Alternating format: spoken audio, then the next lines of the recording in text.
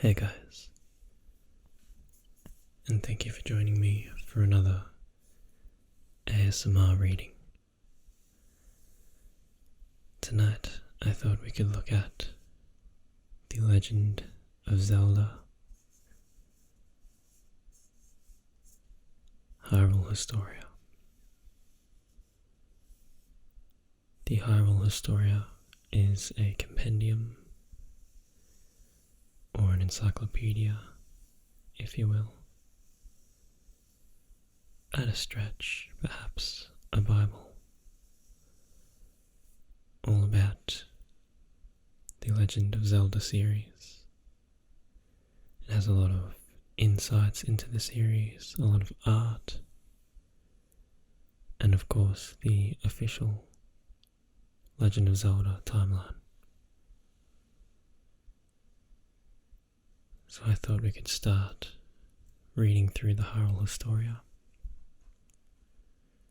so we could enjoy it together.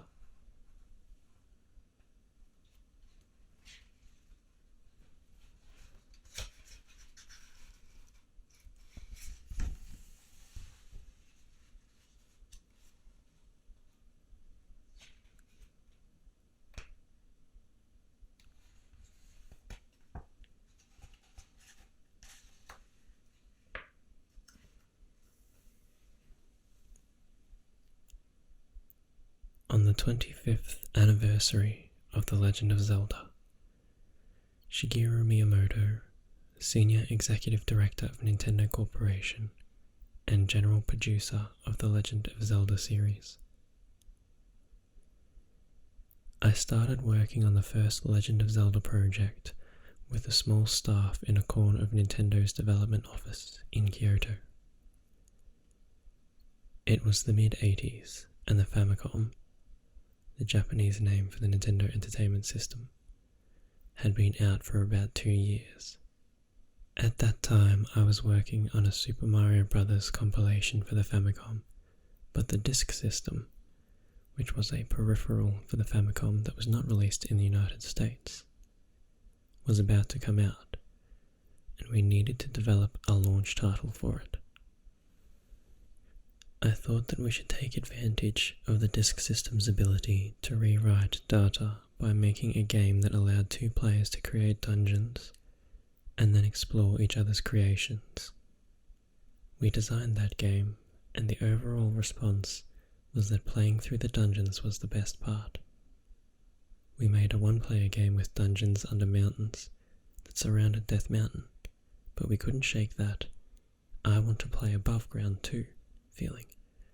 So we added forests and lakes, and eventually Hyrule Field. Of course, the title of the game wasn't decided right at the beginning. I knew I wanted it to be The Legend of something, but I had a hard time figuring out what that something was going to be. That's when the PR planner said, "Why don't you make a storybook for this game?" He suggested an illustrated story where Link rescues a princess, who is a timeless beauty with classic appeal, and mentioned, "There's a famous American author whose wife's name is Zelda. How about giving that name to the eternal beauty?" I couldn't really get behind the book idea, but I really liked the name Zelda. I asked him if I could use it, and he said that that would be fine. And that's where the title The Legend of Zelda was born. We named the protagonist Link because he connects people together. He was supposed to spread the scattered energy of the world through the ages. The old female storyteller who feeds information to Zelda is named Impa. Her name comes from the word impart. Impa, Link, and Zelda were the guardians of the Triforce. Today, when you think of characters who are connected to the Triforce, you think of Link, Zelda, and Ganon, but that started in Ocarina of Time. Originally, Ganon was only a villain in relentless pursuit of the Triforce. So, 25 years have passed, and we have made a lot of Zelda titles. In the beginning, Link was just a bunch of pixelated dots, and now he is a hero who appears fearless, capable of realistic and free movement. Ganon has turned into a powerful arch-villain, and Zelda an incredibly beautiful woman. With better hardware come richer and more elaborate production values. However, I feared that the gameplay might come to rely on, and ride solely upon, the benefits of improved technology. The most important aspects of a game are the game system, the action, the sensory experience, the creativity, the production values, and the performances. With each generation, the production values evolve, but in certain respects my involvement has been that of a guardian, to ensure that gameplay doesn't suffer. And in respect to gameplay elements, I feel that Skyward Sword, the most recent game which came out at the turning points of the 25th anniversary, is very well balanced. Over these 25 years we have come up with new items, changed the way many items are used, made Link's controls more comfortable for solving puzzles, and adapted to and improved new controllers.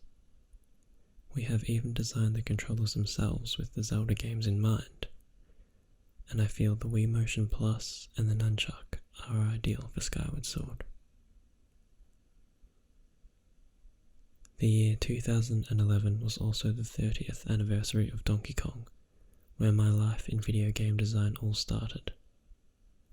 I've been involved in countless titles these past 30 years, but The Legend of Zelda is the only game series where a player can input his or her own name. I said the name Link came from his role as a connector, but Link is you, the player. This series has been so successful because the player must solve puzzles and defeat tough enemies in order to ultimately save the world. I am so thankful this has allowed us to link with players all around the globe. Even though Ganon is defeated time and time again, he is evil incarnate and will come back time and time again with a vengeance.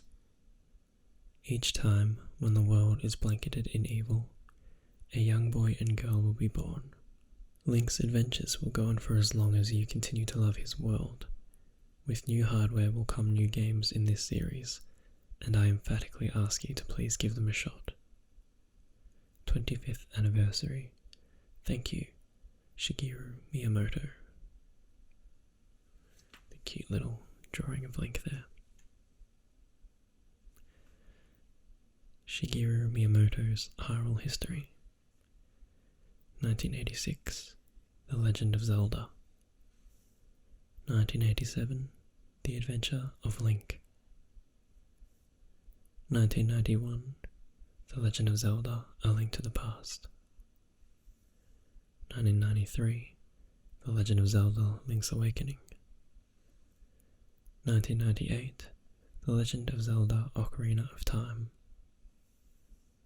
Also 1998, The Legend of Zelda, Link's Awakening DX. 2000, The Legend of Zelda, Majora's Mask. 2001, The Legend of Zelda, Oracle of Seasons and Oracle of Ages.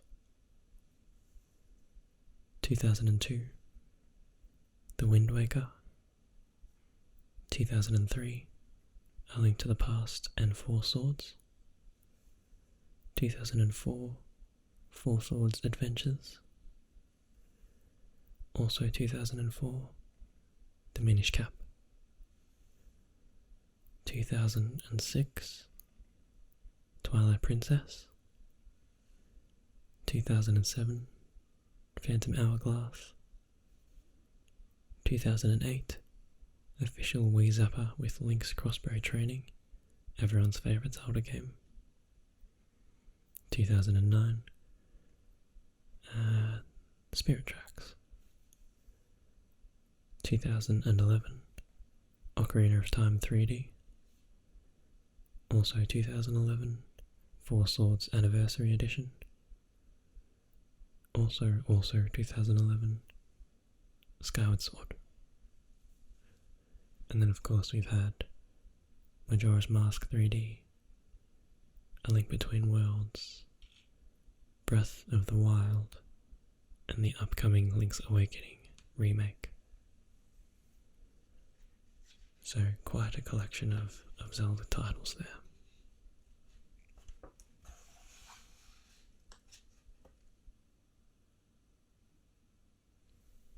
So we have a table of contents. Part 1, The Legend Begins, The World of Skyward Sword. I never played Skyward Sword, so I don't particularly have much affinity with that.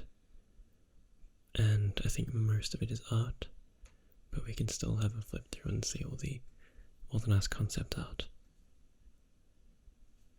Part 2 is the history of Hyrule, which is something I'm more interested in. It's all the chronology and the events. And then part 3, creative footprints, documenting 25 years of artwork. And a special comic, The Legend of Zelda Skyward Sword, Akira Himikawa. So we'll have a look through the art, but for the most part we can flip through a lot of it.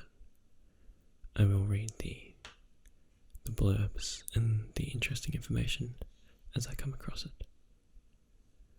So part 1, The Legend Begins, The World of Skyward Sword.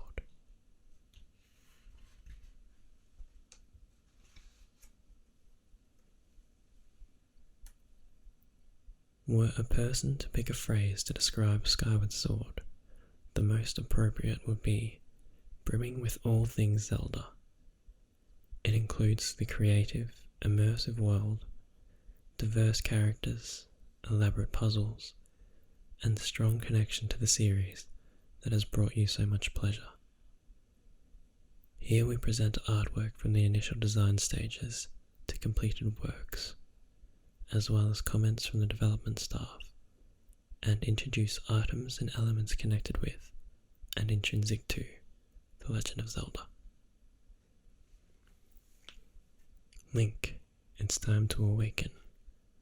Your incredible destiny approaches. It is time to wake up, Link. Link.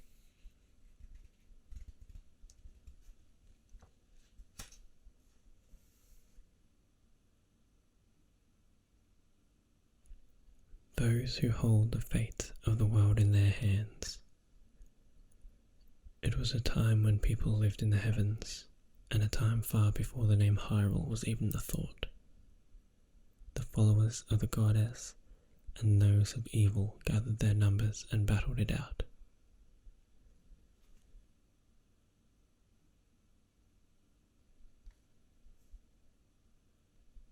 The Link presented here is a mere 17.5 years old. He was designed as such, halfway grown up, not fully matured, in order to strike a thematic balance between this and Twilight Princess.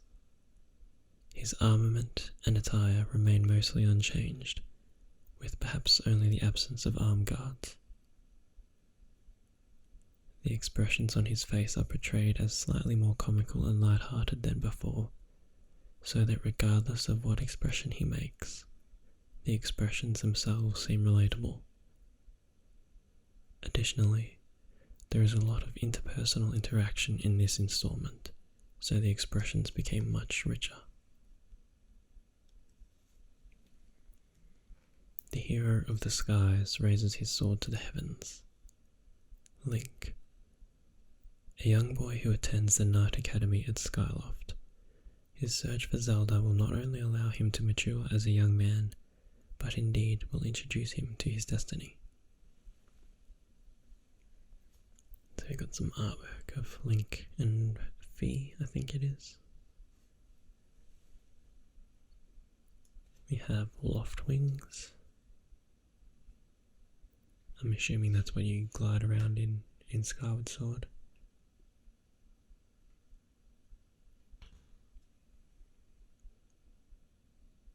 Our hero, who rescues the land that will later become Hyrule, rides a red bird. This is why the mark of a bird appears on his shield. However, since the design had already appeared, Was this some herald of a fate to come? Loft wings are modelled after birds called shoebills, and the idea for their curled tails came from the designer's pet Sheba.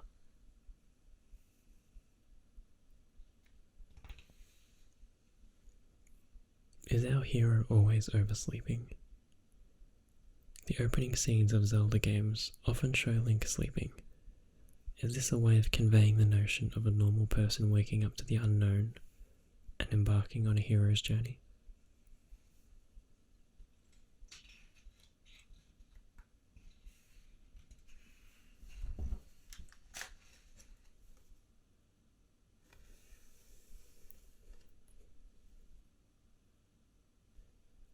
Zelda. Much like Link, she is living a normal existence at the Night Academy when she awakes to the destiny set in motion for her by the goddess. Joined by Impa on the surface world, they do what they must to ensure the safety of the land. I like this red outfit up here.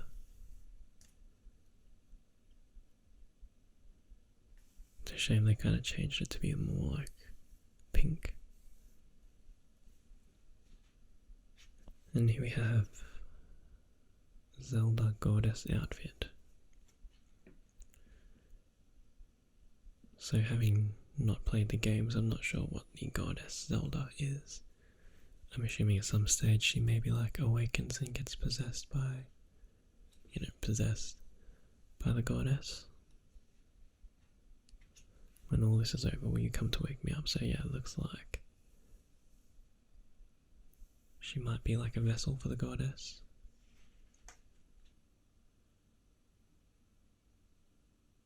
This time around, she isn't a princess, so the first thing we did was remove any sort of regal ornamentation from her head. Afterward, her look was much too simple. We wanted her to look like a typical village girl, but we also wanted to establish her as a heroine at the same time, so this is what we decided upon. Her outfit is pretty sky blue, and compared to previous iterations, we went with a dress that was more red than purple. We had a director who requested Goddess Zelda be dressed simply and in white.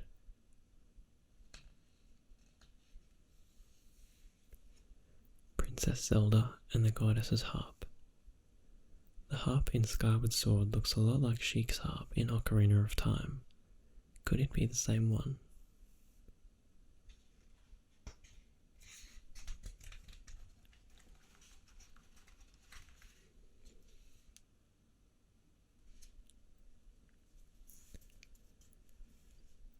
Fi. Obeying the goddess without question, Fi takes Link as her master. She is the spirit that lives in his sword. While her voice seems robotic and lacks any intonation, her emotions are expressed through her actions in key scenes with Link. Fi is always at her master's side.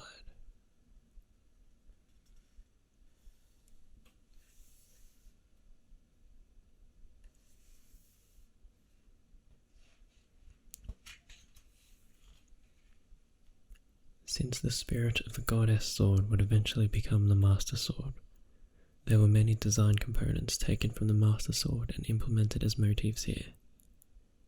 Additionally, at the beginning, we had imagined this a la 1980s anime, in which the main character was usually accompanied by a beautiful personal assistant.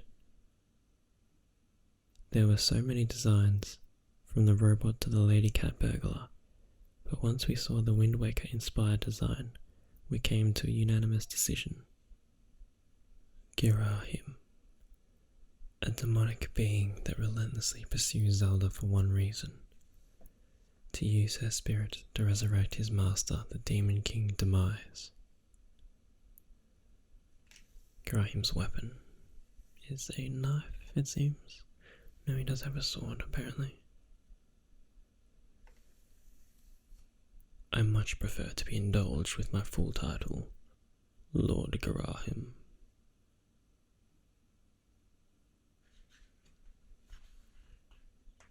Looks like a pretty interesting villain.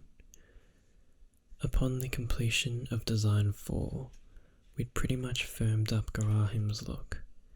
First, we decided that we wanted him to be around the same age as Link, and act as a contrasting counterpart to Fi, and through this, the design of the evil sword spirit gradually revealed itself. His third form had textured diamonds all over his body that would reflect light.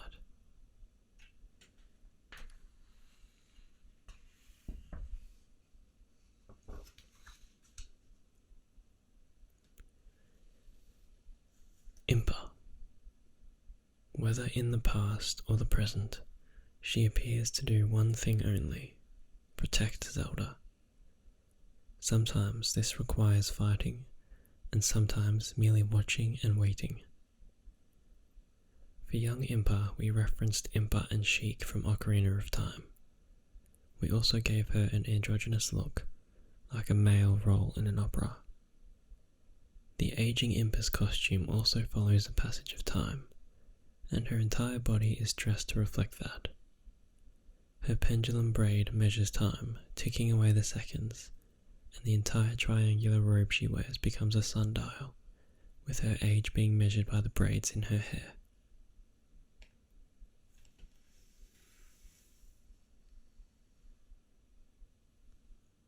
There must be a little bit of time travel in Skyward Sword too.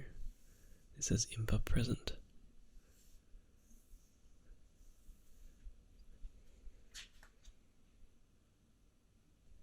The imprisoned and demise.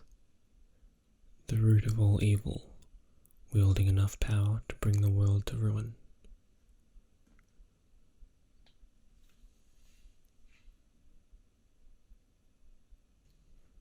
With the only instructions that it should be enormous and that its vulnerability is on its head, we were allowed to design the imprisoned as we pleased.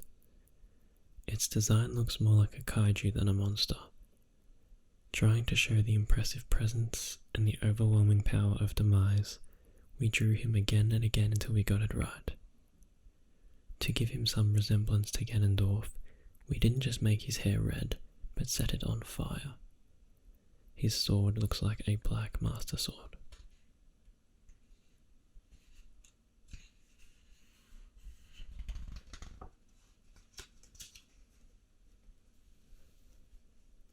Humans in the heavens and the tribes below.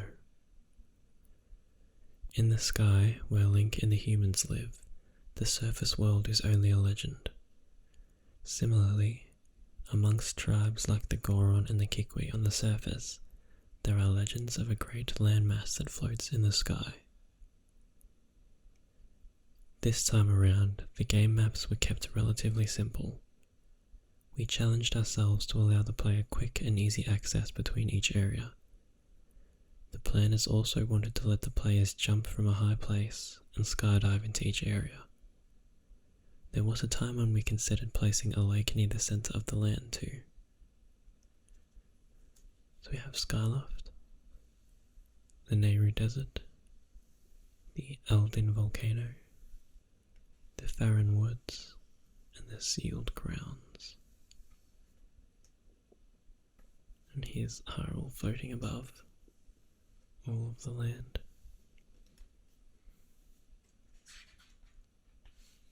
The two sides of the world. In the Legend of Zelda series, there are many titles where Link travels between two different worlds. There are worlds of light and dark, light and twilight, past and future, and of course, sky and surface. Link is oftentimes responsible for connecting two very different worlds.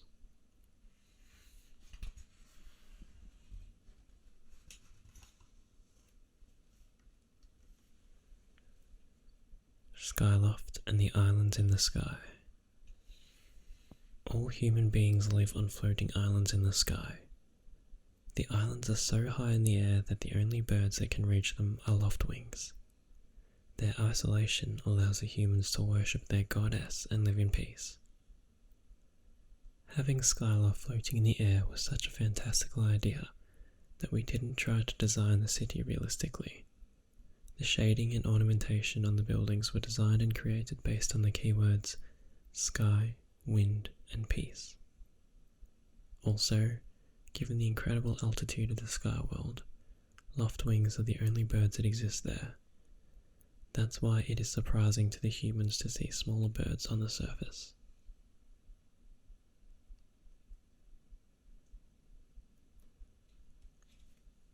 Smaller islands are connected to Skyloft by narrow bridges, and the difference in elevation between the islands can be rather extreme.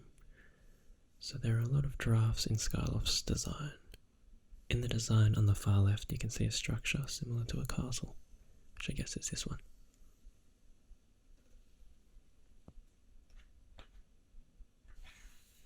And some art of the townscape. That one kind of looks like a Hobbiton.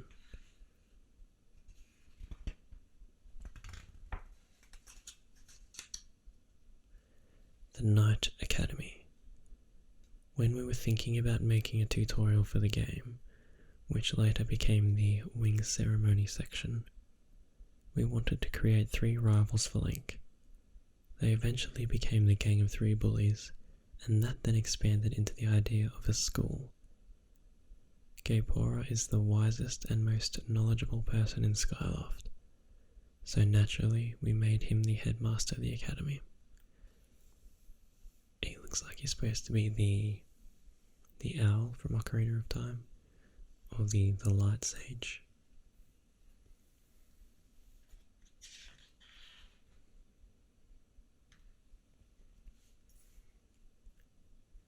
In the beginning it was decided that all residents of Skyloft would be modelled after birds. That's where the idea to give Henya a rooster's body came from.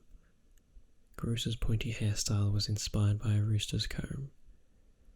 Owlin and Horwell's designs were based on the Rito tribe from the Wind Waker. I need paper. It has been said that if you listen closely at the door of the Knight Academy at night, you can hear a woman's voice calling, "I need paper."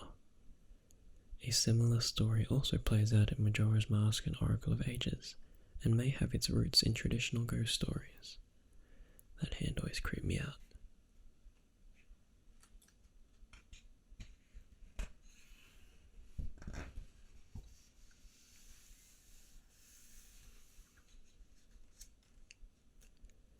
Students of the Knight Academy. This is what soldier? Oh, Groose. He may look a little rough around the edges, but Groose engineered a massive railed weapon that was instrumental in helping Link defeat the imprisoned and defend the sealed temple. Groose has a lot of training equipment in his room, and I think he's probably a hard-working and surprisingly skilled kid. He also acts like the leader of the kids in the dormitory, and has invaded Colin and Stritz's room.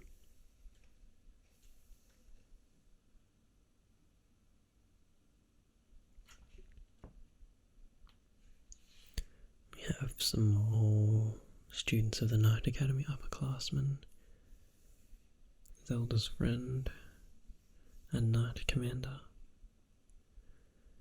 Sheikah Stone and Gossip Stone.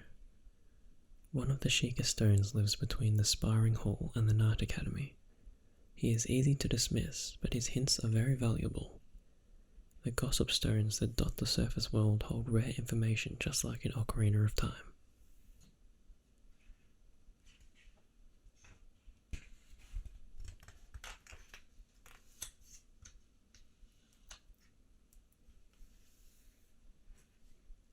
The bazaar looks very pretty, looks kind of like Dorado from Overwatch there. Very pretty market at night.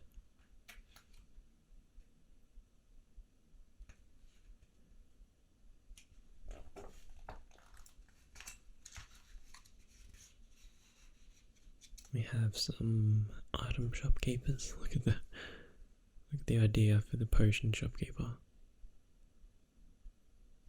Takes off his little hat and fills up your bottle with his potion hat. That's ridiculous.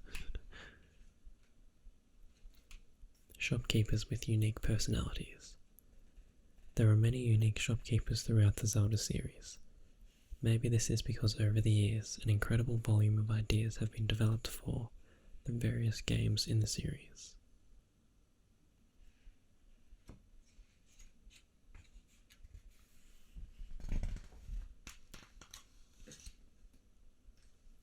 We have the residents of Skyloft. So a lot of different villager designs and houses. What's this? A remlet. Kind of looks like, I guess that's what happens if you feed it after midnight or get it wet or something.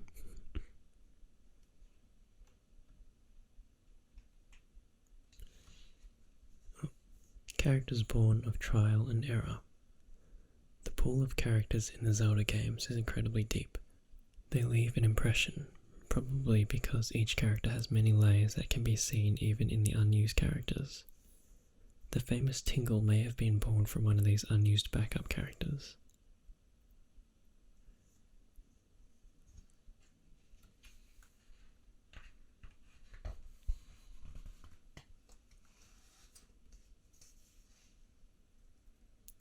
Statue of the Goddess. Goddess worship is a pervasive element in religion in Skyloft, especially the customs associated with it.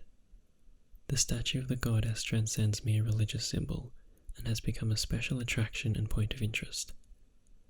It is a landmark that can be seen from anywhere in the city. The interior, unlike the city around it, uses more straight lines and angles and, coupled with the monochrome colouring, gives the impression of permanence and inflexibility.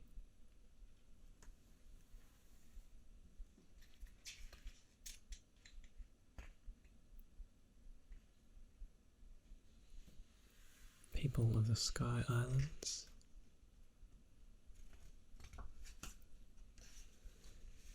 Pumpkin Landing.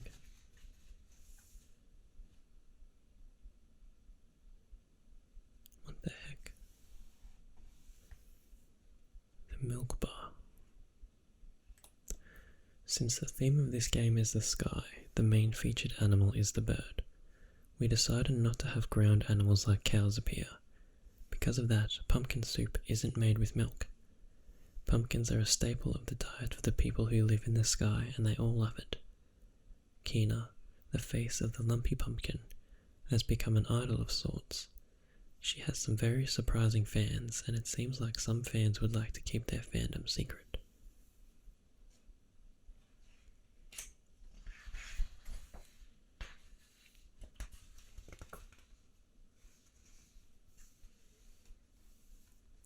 Thunderhead. Now that looks like a kaiju.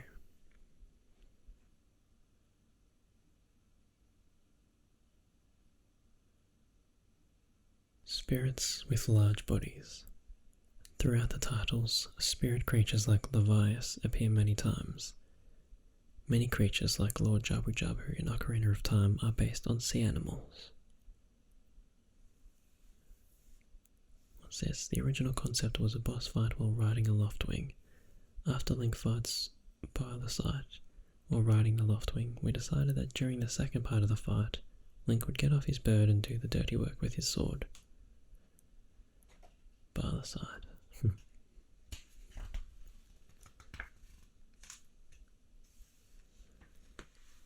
The Sealed Grounds.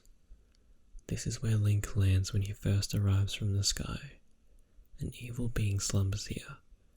It is also where the goddess slept for thousands of years under the protection of the Sheikah.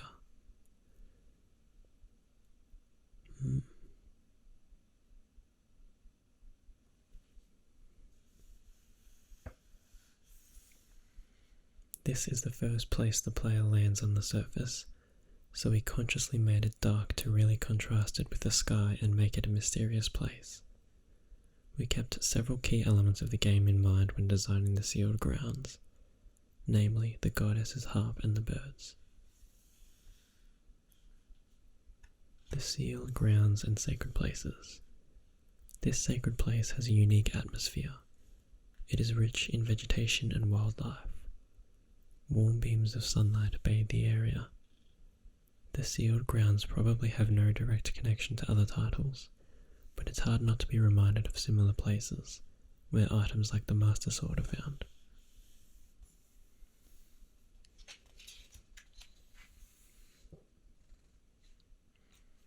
As we were thinking about how we wanted the gameplay to work with the imprisoned, we knew the player must be conscious of where the enemy was at all times.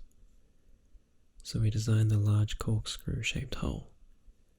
It aligns with the bottom of the Isle of the Goddess.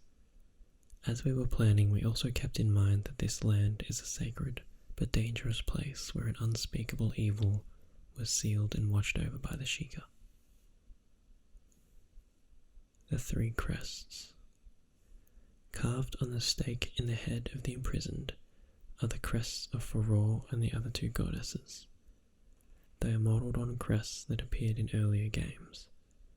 These crests are also associated with the sages and different races, and appear in other games as well as this one.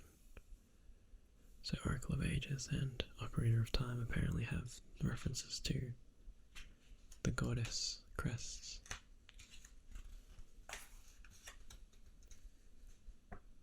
Here we have the Farron Woods. The great tree stands in the centre of a vast forest, and a variety of living things come here to ask for its blessing.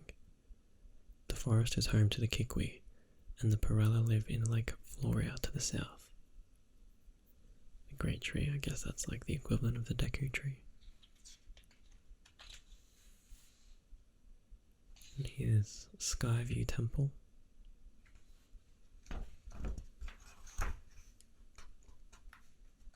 And Lake Floria. Farron the Water Dragon. One of the three dragons assigned to protect the surface for the goddess Furore. Farron has a gruff personality. She flooded the forest to cleanse it of the demons.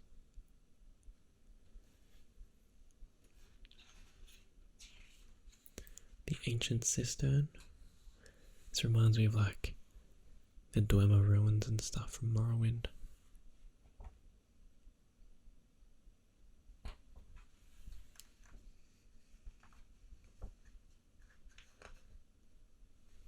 Gorons.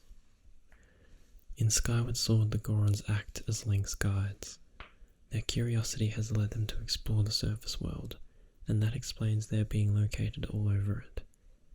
We originally planned to go with a more primitive design, but as there are many new species in this game, we decided to go with a more familiar look.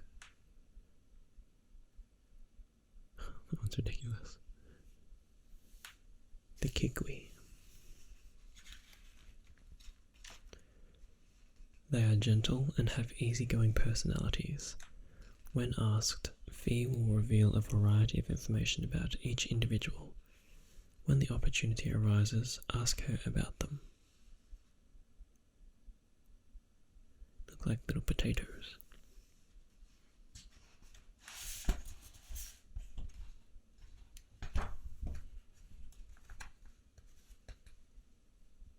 We have the Perella, which I guess is another boss. The Phantom Zora. We originally planned to have a race that closely resembled the Zora, but we were told to design a more primitive race and the idea was rejected. We have the Elden Volcano. It is an area of active eruptions, and over half the land is covered in lava.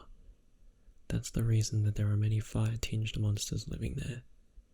The Mogmar, who are excellent diggers and move underground, also live there.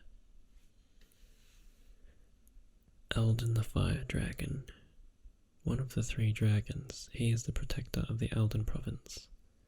He lives a secluded and hermetic life at the top of the volcano.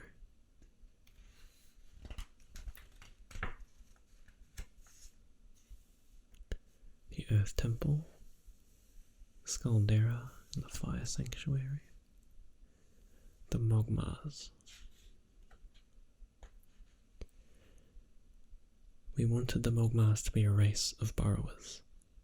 Despite being tenacious treasure hunters, they are surprisingly timid. They actually have a very developed culture. In the initial designs, they looked a bit more human.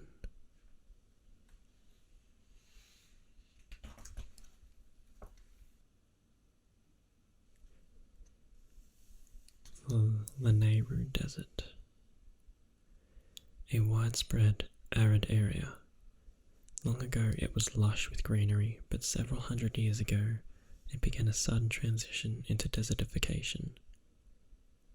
Before it was a desert, ancient robots were used here to mine a powerful ore known as Time Shift Stone.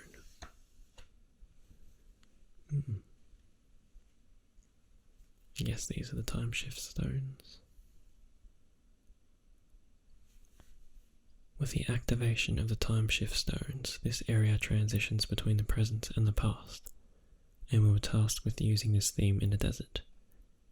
First, we thought about how the gameplay would work with this time change, and from there, how that change could keep the game interesting without sacrificing gameplay. The power to control time.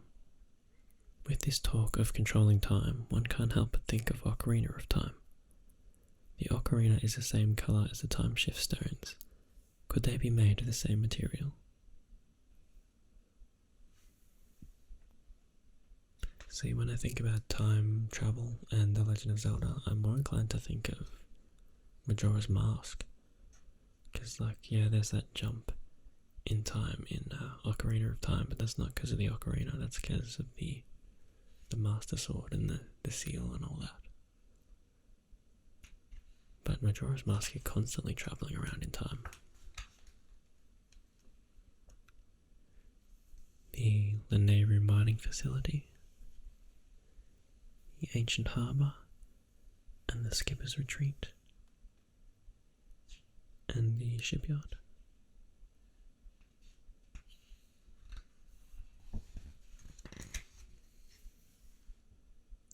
There's a pirate stronghold and the sand ship, I think. Oh no, I was going to say I think that's the temple, but maybe that's for the pirates.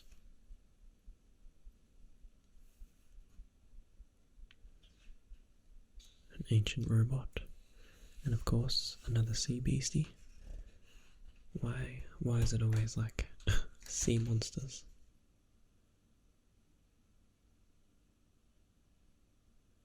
The Silent Realm. The Silent Realm is a spiritual realm. Only those who have been chosen by the goddess are allowed to enter. In order to complete the Master Sword, Link must brave hitherto unknown challenges in a mysterious world that remains closed to outsiders. Is this a Poe? No, it's a Watcher. The Guardians were designed to be the guardians of the goddess, so their clothes are covered with designs that reference the Triforce. While we wanted them to be scary, they are not evil, and so we decided to give them neutral expressions. I guess, that's a Guardian. This thing kind of reminds me of Duskull. The Silent Realm and Twilight. Collecting the glowing sacred tears in the Silent Realm harks back to Twilight Princess, where the tears of light are assembled within the vessel of light in order to resurrect the spirits within. And here we have some little beasties. The Keese, looking as cartoonish as ever. There's a dark Keese that looks kind of cool.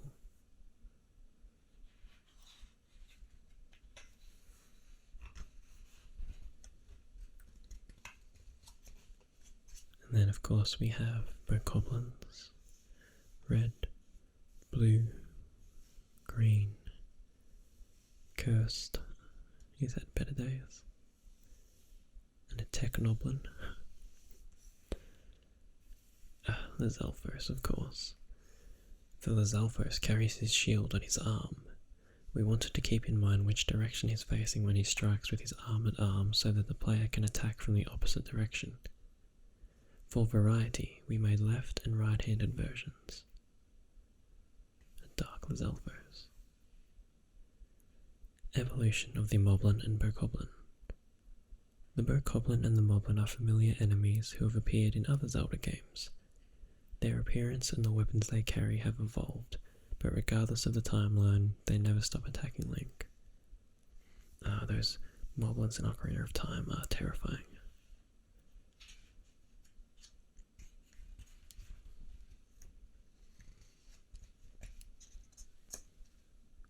We have a Deku Baba, which actually looks really cool in this game. I like that design a lot. It's like venom mixed with a piranha plant or something. And a Skulltula. An Octorok, of course. The highly adaptable Octorok. Throughout the series, the Octoroks haven't changed much. In Skyward Sword, the versatile Octoroks imitate plants, but in Ocarina of Time, they are found in watery locations. This adaptability might answer the question of how they have been around for so long.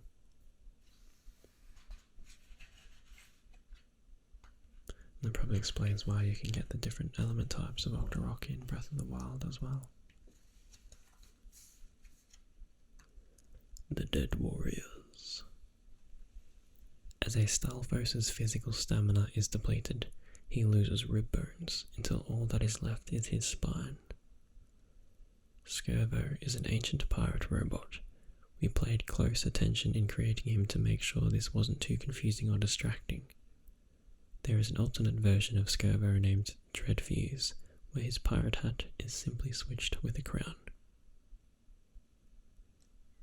So there's Stalfos. And what's this?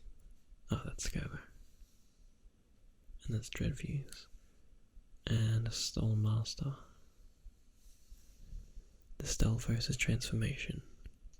In Ocarina of Time, the Stalfos have simple armor, a sword and a shield, but in Wind Waker they each carry a giant club. Their equipment changes with each title. Perhaps they wield the preferred weapon of their time. That's terrifying. Reminds me of Spinal from Killer Instinct.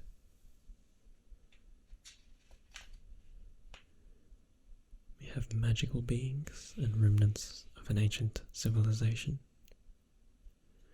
The Beamos, of course. It's a Sheikah technology, of course they created that.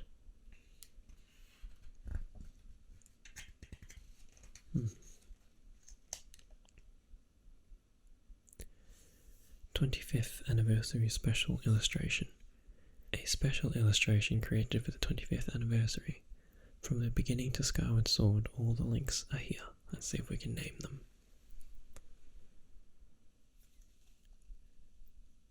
So we have, this looks like Great Deity, I'm assuming.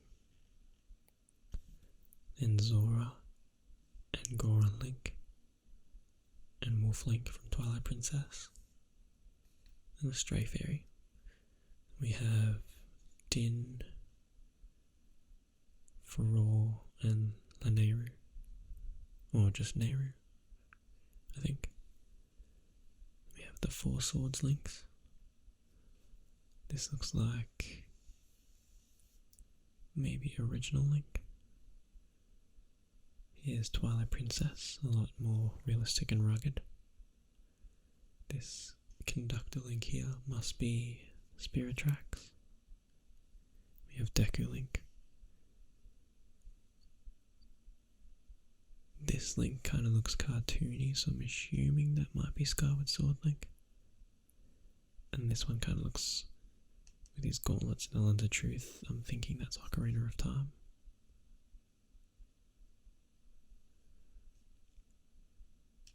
No, I don't know the difference between these two. We have Minish Cap, Oracle of Ages / Seasons Link.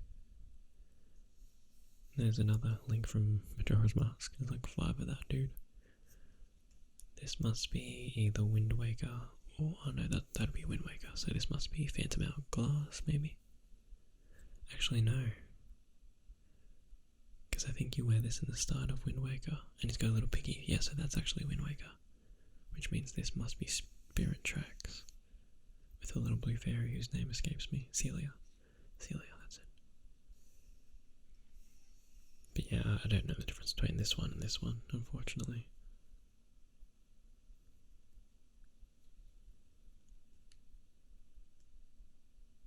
Maybe that's Link to the Past Link.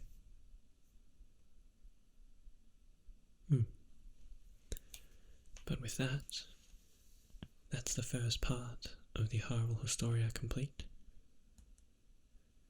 In the next parts we'll be moving on to the chronology, which I think will be my favourite part of the book. But that's some reading for another night. I'd like to thank you for joining me for another ASMR reading video, and I hope to see you next time.